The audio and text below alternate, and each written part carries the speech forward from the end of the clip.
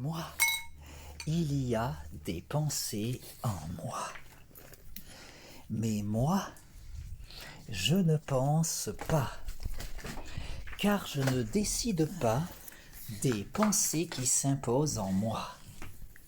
Ces pensées me traversent, je les ressens, je les exprime, mais je ne décide pas de ces pensées qui s'imposent en moi. Ces pensées que je ne choisis pas, ces pensées dont je ne suis pas l'auteur, ces pensées qui me traversent en me donnant conscience du concept de l'absolu, parce qu'elles émergent de l'absolu et parce que l'absolu est. L'absolu est. Il est l'être. L'absolu est nécessairement immuable et autosuffisant. Il est la conscience absolue qui pense tout, qui pense le tout. La conscience absolue qui est l'être et qui pense l'existence, qui pense l'illusion du réel, qui pense mon existence, qui me pense moi. Moi, je ne pense pas et je ne suis pas, car je n'existe qu'en tant que pensée de la conscience absolue.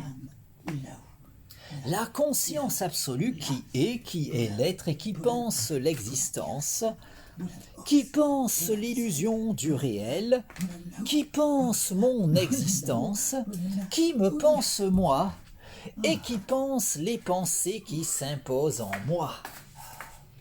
Ces pensées que je ne choisis pas, ces pensées dont je ne suis pas l'auteur, ces pensées qui me traversent en me donnant conscience de l'absolu parce qu'elles sont pensées par la conscience absolue. La conscience absolue qui est l'être. La conscience absolue qui est immuable et autosuffisante. La conscience absolue qui est l'être et qui pense instantanément toute l'histoire de l'existence.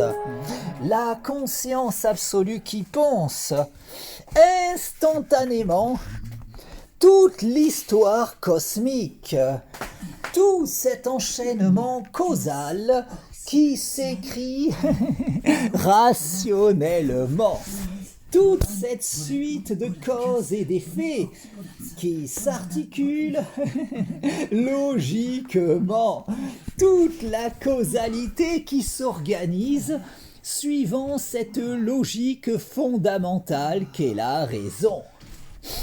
Cette logique absolue qui transcende tout.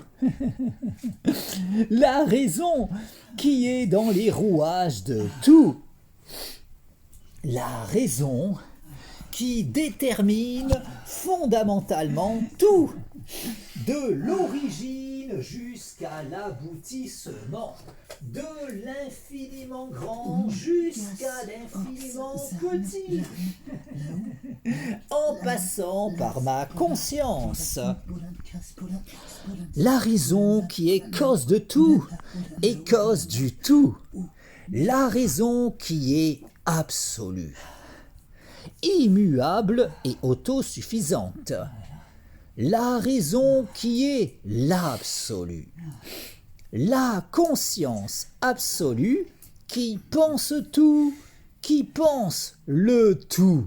La conscience absolue qui est l'être et qui pense l'existence, qui pense l'illusion du réel, qui pense mon existence, qui me pense moi, et qui pense ma conscience, me donnant accès à la connaissance, puisque tout provient de la raison, et parce que ma conscience peut entendre la raison.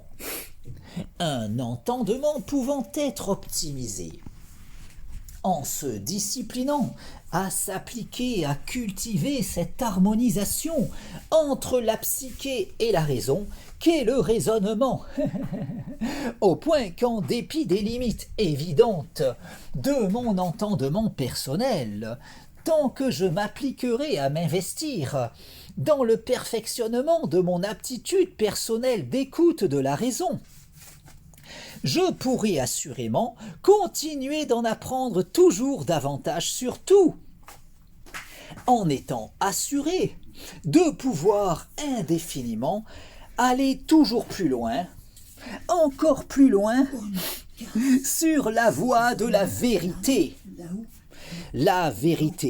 qui est absolue, validant de la sorte toutes les vérités relatives de l'existence qui participent de cet absolu, qui est l'être, qui est le tout, qui est la vérité, qui est la raison, cause de tout, cause du tout et cause de soi, la raison qui est absolue, immuable et autosuffisante, la raison qui est l'absolu, la conscience absolue qui pense tout, qui pense le tout, la conscience absolue qui est l'être et qui pense l'existence, qui n'a nulle autre raison d'exister que l'évidence absolument logique pour la conscience absolue, de logiquement penser absolument tout,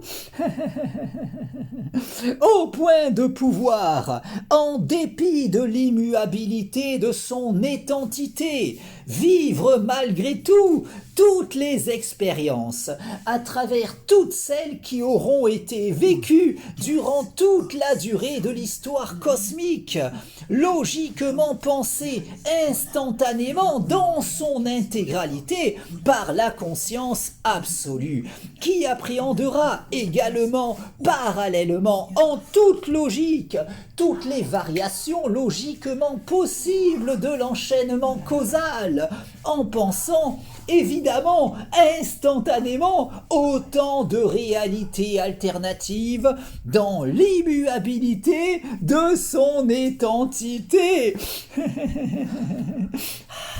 De sorte que la conscience absolue qui est, malgré l'immuabilité de son étentité, vit tout de même toutes les expériences possibles en pensant instantanément tout l'enchaînement causal avec toutes les variations logiquement envisageables de ce dernier, pour autant de réalités alternatives se devant logiquement d'exister, autant que la nôtre, au sein de cette conscience absolue qui pense, en toute logique, absolument tout, de l'origine jusqu'à l'aboutissement, de l'infiniment grand jusqu'à l'infiniment petit, en passant par ma propre existence, tout en pensant, évidemment, les pensées traversant ma conscience.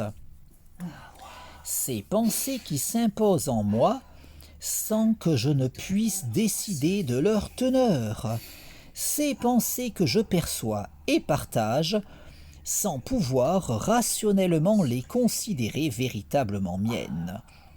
Ces pensées qui me traversent, en me donnant conscience de l'absolu, parce qu'elles sont pensées par la conscience absolue, qui est et qui pense l'existence, qui pense l'illusion du réel, qui pense mon existence, qui me pense moi, et qui pense les pensées qui s'imposent en moi.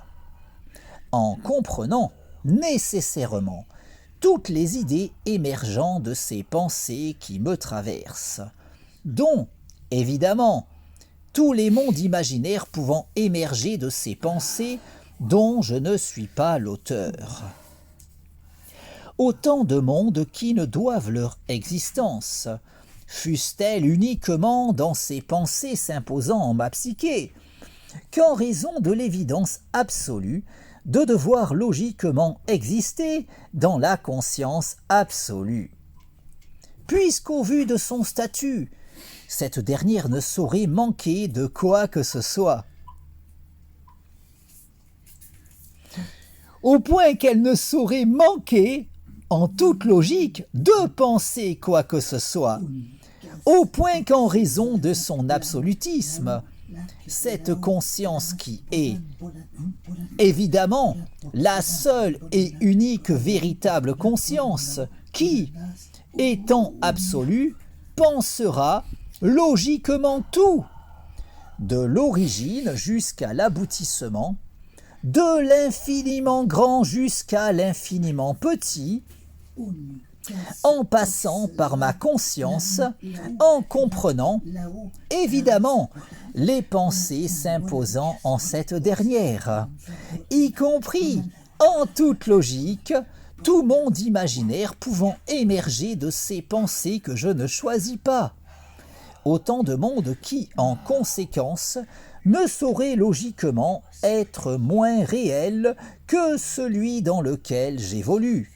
Un monde n'existant en vérité qu'en tant que pensée de la conscience absolue, tout comme les mondes imaginaires peuplant ces pensées traversant ma psyché, des pensées logiquement pensées par la conscience absolue qui, en toute logique, pense évidemment tout.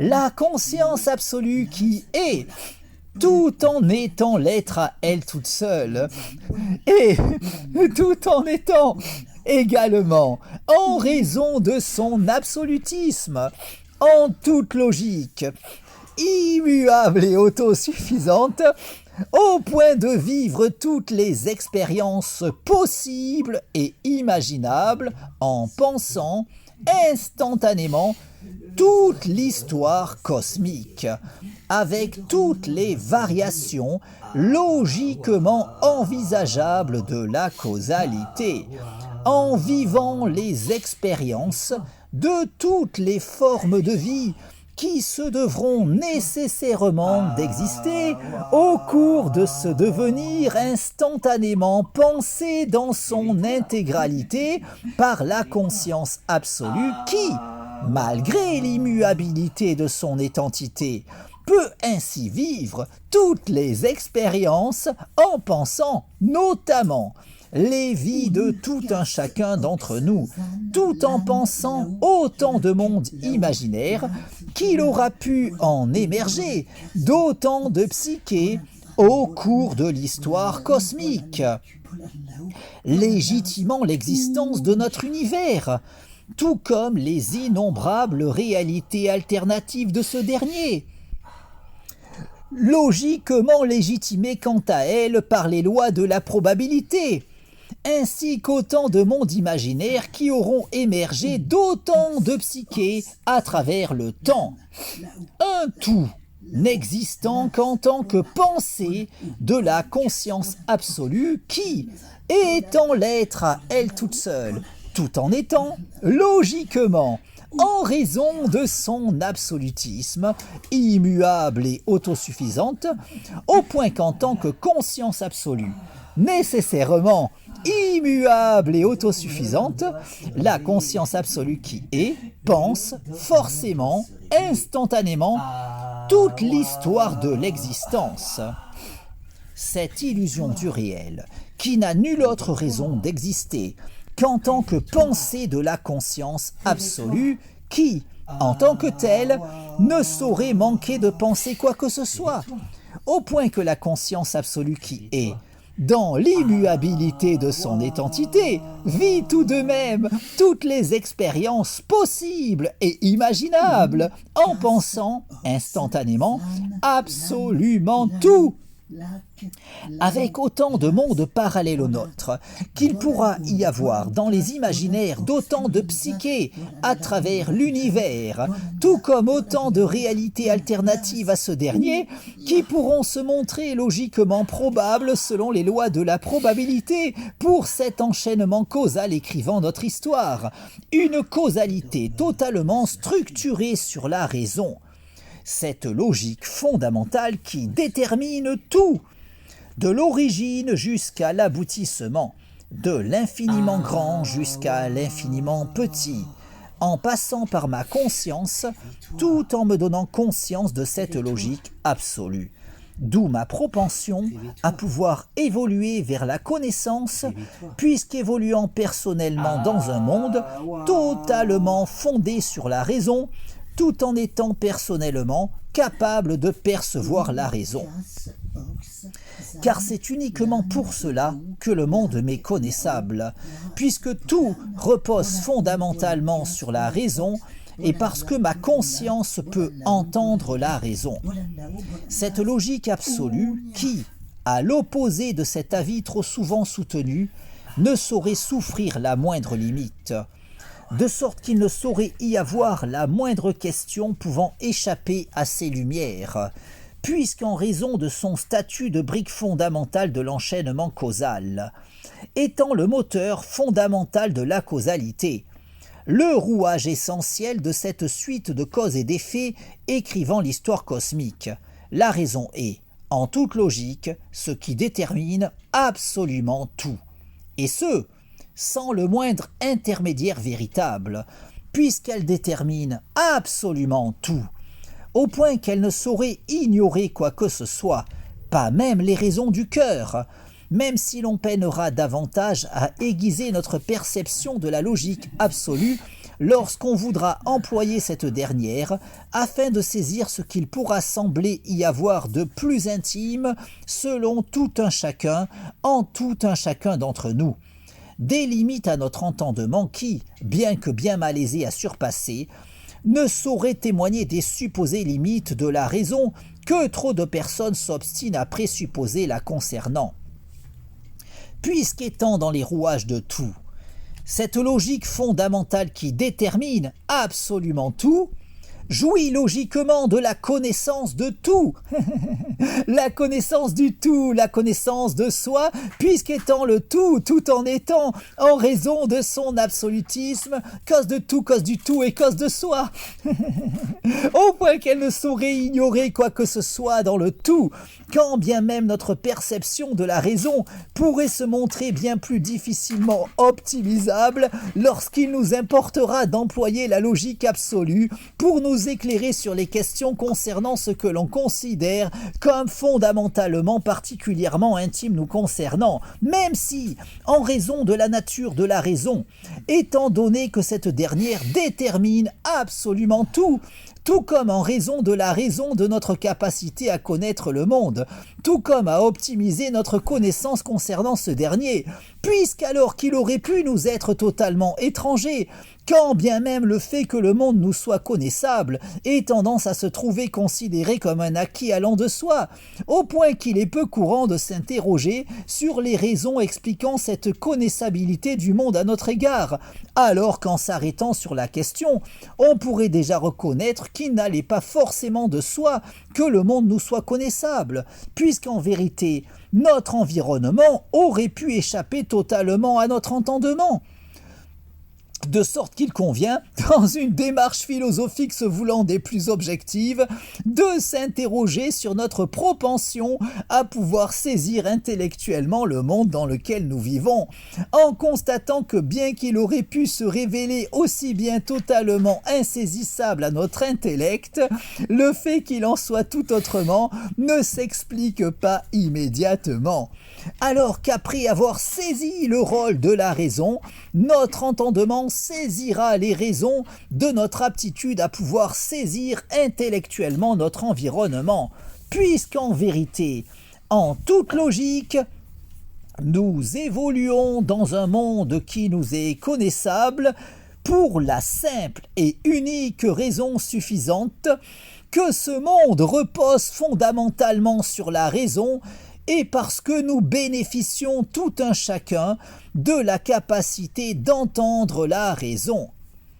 Au point que ce sera uniquement en s'appliquant à cultiver cet entendement que l'on pourra potentiellement en connaître toujours davantage sur tout, puisqu'en raison de son absolutisme, la raison ne saurait souffrir la moindre limite, de sorte qu'il ne saurait y avoir aucun moyen d'accéder à la connaissance au moyen de quoi que ce soit d'autre que la raison. Au point que, quoi qu'il en soit, quelles que soient les limites de notre aptitude d'écoute de la raison, ce sera seulement en se disciplinant à s'appliquer à cultiver cet entendement que l'on pourra théoriquement continuer de progresser vers la connaissance. Aussi, tout en évoluant dans cet enchaînement causal totalement fondé sur la raison, grâce à mon aptitude d'écoute de cette logique fondamentale, mon entendement m'a conduit à trouver le sens de la raison qui m'entraîne dans cette illusion du réel qu'est l'existence. J'ai trouvé le sens de la raison qui m'entraîne à chaque pas sur le devant de la scène. J'ai trouvé le sens de la vie que je mène et je l'aime. J'ai trouvé le sens de la raison qui m'entraîne à chaque pas sur le devant de la scène. J'ai trouvé le sens de la vie que je mène et je l'aime. De sens en contresens, on se perd toujours quand on fait pas les choses avec un peu d'amour. C'est peut-être lui qui rend notre ambition fascinante. Il est dans ma voix, c'est pour ça que je chante. J'ai trouvé le sens de la raison qui m'entraîne à chaque pas sur le devant de la scène. J'ai trouvé le sens de la vie que je mène et je l'aime. J'ai trouvé le sens de la raison qui m'entraîne à chaque pas sur le devant de la scène. J'ai trouvé le sens de la vie que je mène et je l'aime. Même dans le ciel qui se voile, il y a toujours une étoile qui scintille et nous guide sur le chemin de nos rêves. Et quand on y croit, un nouveau jour se lève. J'ai trouvé le sens de la raison qui m'entraîne à chaque pas sur le devant de la scène. J'ai trouvé le sens de la vie que je mène et je l'aime. J'ai saisi l'essence de la raison qui m'entraîne à chaque pas sur le devant de la scène. J'ai saisi l'essence de la vie que je mène et je l'aime. De sorte qu'ayant à présent trouvé le sens de la raison qui m'entraîne, dans cet enchaînement causal totalement structuré sur cette logique fondamentale qu'est la raison, j'en suis arrivé à pouvoir jouir de la lucidité suffisante au point de pouvoir faire cette expérience de rêve lucide dans ce rêve qu'est l'existence, de façon à pouvoir décider de mon existence. Car, de même qu'en prenant conscience de mon rêve, je peux faire l'expérience de rêve lucide lors du sommeil paradoxal, de façon à pouvoir décider de mon expérience onirique, ma lucidité de l'illusion du réel me permet de pouvoir faire cette expérience de rêve lucide dans ce rêve qu'est l'existence, de façon à pouvoir décider de mon existence. De sorte qu'ayant pris conscience de l'illusion du réel, je me trouve à présent en condition de pouvoir faire cette expérience de rêve lucide dans ce rêve qu'est l'existence, de façon à pouvoir décider de mon existence. Puisqu'étant à présent suffisamment conscient de ma véritable situation dans le tout, ayant pleinement conscience de participer à une sorte de rêve partagé avec tout un chacun, me permet, grâce à cette lucidité acquise au bout de tant d'années de réflexion philosophique, tant de temps consacré à ces travaux qui allaient me conduire à développer ma théorie du tout. Puisqu'étant à présent aussi lucide de ce rêve qu'est l'existence, que je peux l'être de cet autre niveau de rêve, davantage communément reconnu en tant que tel, je me trouve par conséquent en situation de pouvoir faire l'expérience de rêve lucide autant durant mes aventures oniriques qu'au cours de mes expériences de vie, dans cet autre niveau de rêve communément considéré comme évidemment plus réel que les illusions des songes, quand, en vérité, au vu de la raison, cette soi-disant évidence relève tellement de la pure subjectivité émotionnelle que j'en suis arrivé, en prêtant autant l'oreille à la voix de la raison, à me trouver entraîné dans ce cheminement rationnel qui allait me conduire à démontrer que tout n'est qu'illusion dans le tout.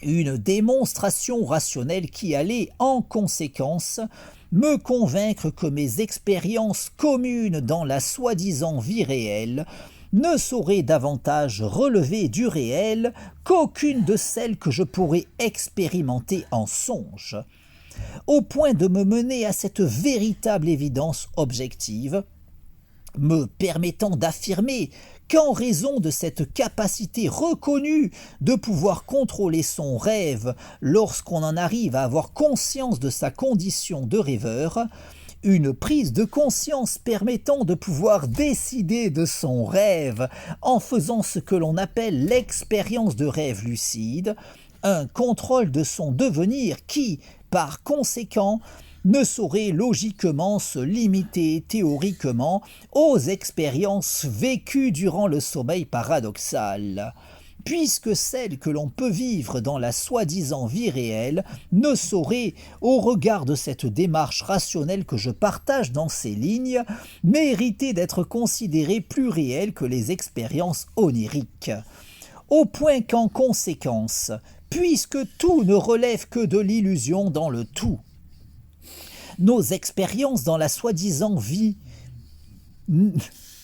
réelle n'étant rationnellement parlant pas plus réelles que ces illusions que l'on pourra vivre dans nos songes, tout n'étant que rêve dans le tout, de sorte qu'il ne saurait y avoir de raison que cette expérience de rêve lucide permettant de prendre le contrôle de son rêve se limite à ce niveau de rêve expérimenté lors du sommeil paradoxal, puisqu'en toute logique, si la prise de conscience de son statut de rêveur durant l'expérience onirique permet de pouvoir contrôler son rêve au moyen de cette fameuse expérience de rêve lucide, cette prise de contrôle de son devenir personnel est forcément également faisable en théorie, aussi bien dans ce niveau de rêve qu'est la soi-disant vie réelle qu'au cours des expériences que l'on pourra vivre lors du sommeil paradoxal.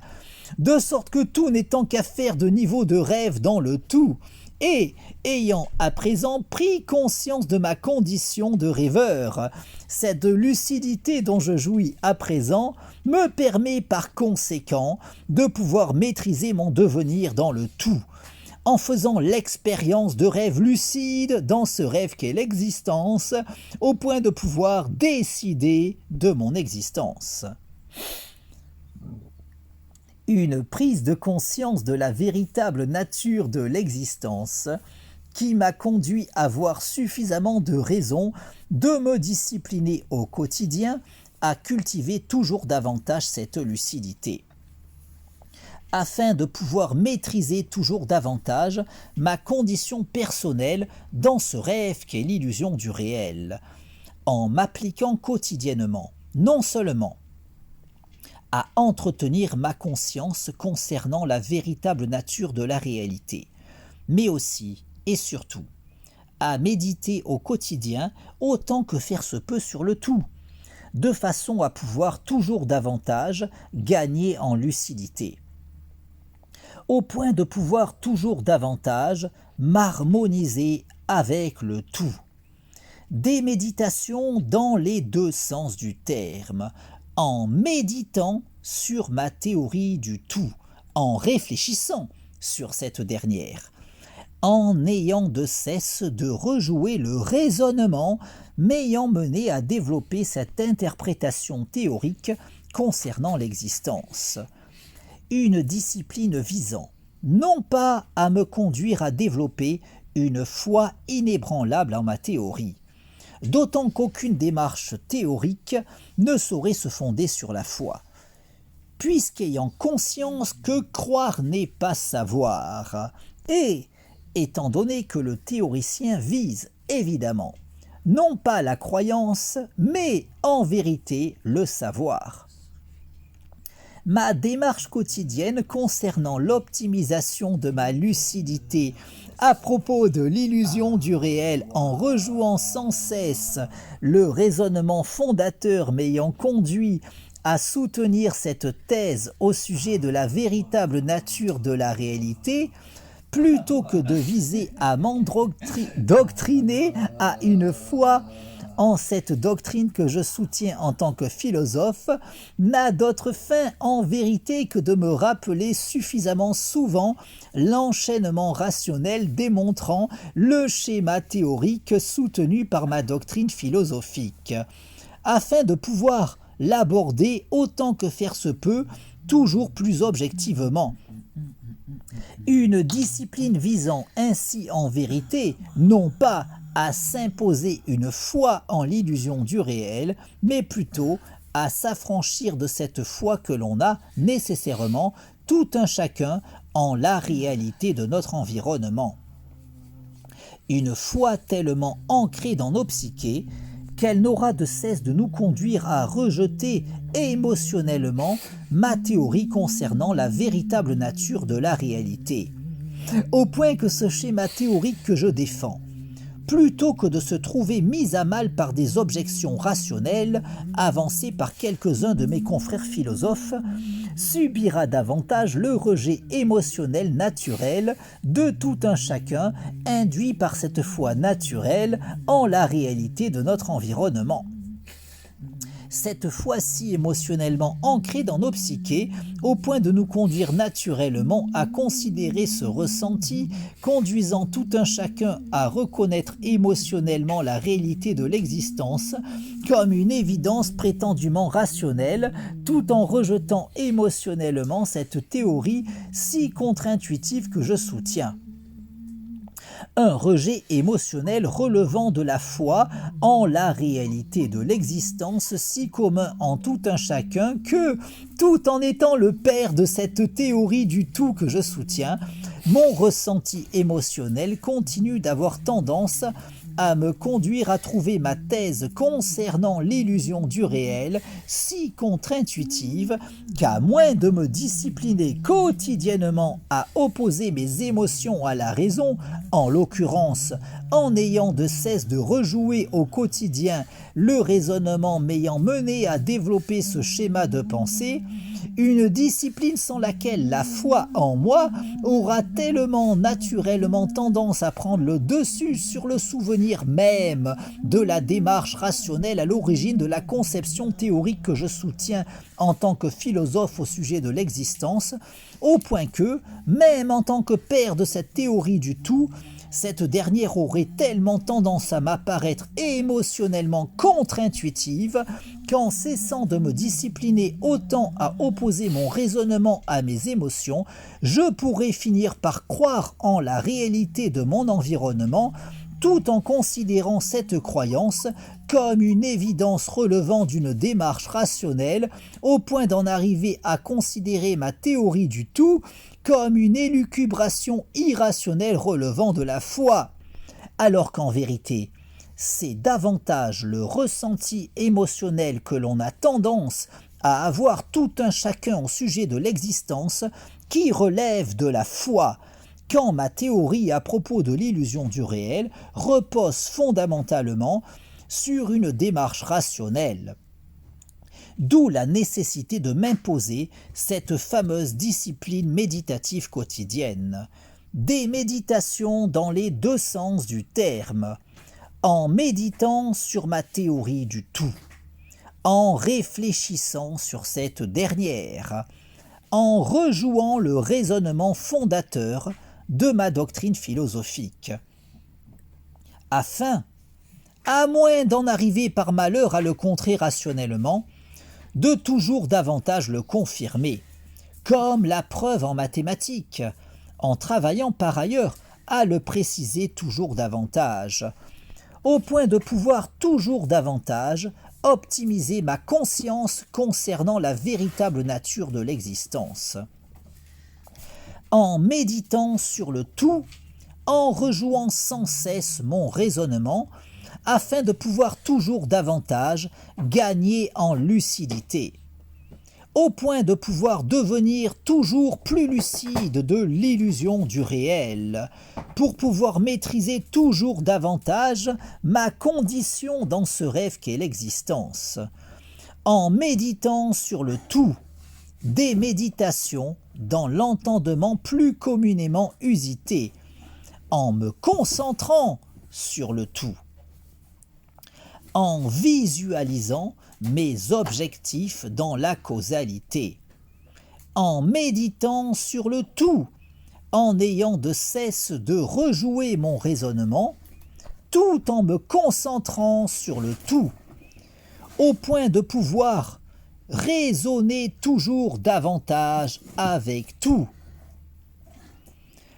entrer toujours davantage en résonance avec toute chose, m'harmoniser toujours davantage avec le tout, résonnant toujours davantage avec tout, en optimisant toujours davantage ma connexion au tout, de façon à optimiser mon harmonisation avec tout, au point de pouvoir poursuivre mon évolution toujours plus loin, encore plus loin, sur la voie de l'ascension, optimisant ma maîtrise de la force du tout, dans un cheminement sans fin sur le chemin de la raison, en cultivant toujours davantage ma lucidité, afin de maîtriser toujours davantage mon devenir au moyen de l'action de ma volonté sur la causalité, cet enchaînement causal dans lequel la succession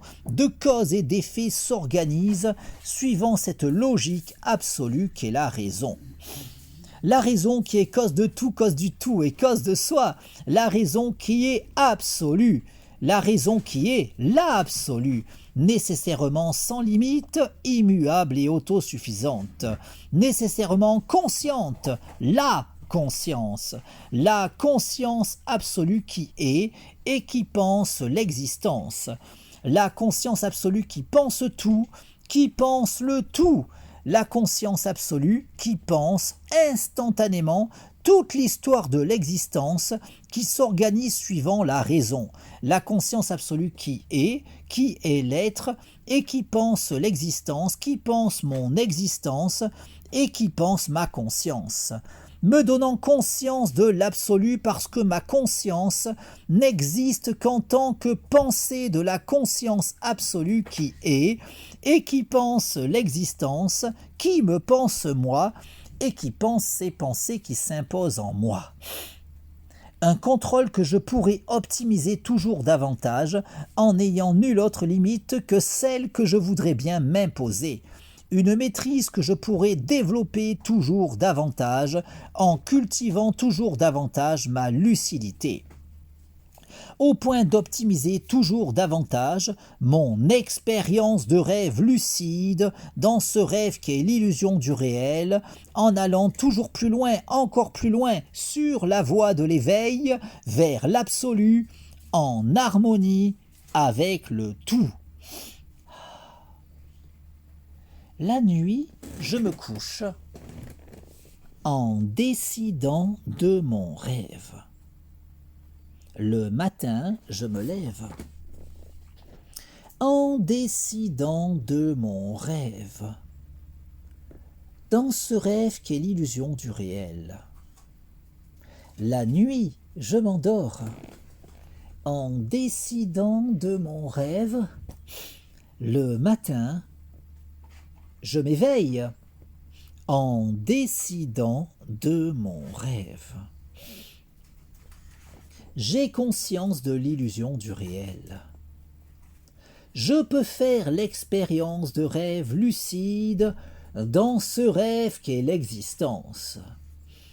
J'ai conscience de n'être qu'une illusion dans ce rêve qu'est l'illusion du réel. J'ai conscience de cette illusion qu'est ma vie. J'ai conscience de cette illusion qu'est mon corps. J'ai conscience de cette illusion qu'est ma conscience.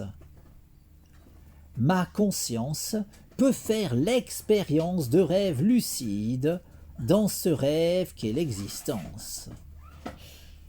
Ma conscience peut décider de sa sérénité. Je décide de jouir de la paix en moi, la sérénité dans mon esprit, l'harmonie en moi, mon harmonie corps-esprit, mon harmonie avec toute chose, mon harmonie avec tout, mon harmonie avec le tout. Je décide de provoquer l'alchimie en moi, l'alchimie dans ma vie, l'alchimie dans mon corps, l'alchimie dans mon esprit, l'alchimie dans mon corps-esprit, l'alchimie dans le cours de ma vie, l'alchimie dans mon existence, l'alchimie dans l'orientation de mon existence. Je décide de cette illusion qu'est ma vie. Je décide de cette illusion qu'est mon corps. Je décide de cette illusion qu'est mon esprit. Je décide de cette illusion qu'est mon corps-esprit. Je décide du cours de ma vie. Je décide d'orienter ma vie selon ma volonté, dans ce rêve qu'est l'existence. Je décide de vivre la vie de mes rêves, dans ce rêve qu'est l'illusion du réel. Je décide de l'orientation de mon existence. Ma lucidité de l'illusion du réel me permet de pouvoir faire cette expérience de rêve lucide dans ce rêve qu'est l'existence, de façon à pouvoir décider de mon existence. La nuit, je me couche en décidant de mon rêve. Le matin, je me lève en décidant de mon rêve, dans ce rêve qu'est l'illusion du réel. La nuit, je m'endors en décidant de mon rêve. Le matin, je me réveille en décidant de mon rêve. Ma lucidité de l'illusion du réel me permet de pouvoir faire l'expérience de rêve lucide dans ce rêve qu'est l'existence. de façon à pouvoir évoluer sur le chemin de l'accomplissement de mon moi.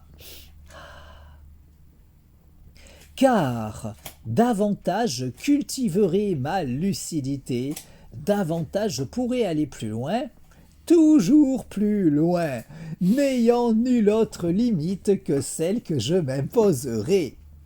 De sorte qu'en cultivant toujours davantage ma lucidité, je pourrai toujours davantage poursuivre mon cheminement sur la voie de l'ascension de mon moi. Awa. La nuit, je me couche en décidant de mon rêve. Le matin, je me lève en décidant de mon rêve. Dans ce rêve qu'est l'illusion du réel. La nuit, je m'endors en décidant de mon rêve. Le matin, je m'éveille en décidant de mon rêve. Awa. Ma lucidité de l'illusion du réel me permet de pouvoir faire l'expérience de rêve lucide dans ce rêve qu'est l'existence, de façon à pouvoir décider de mon existence.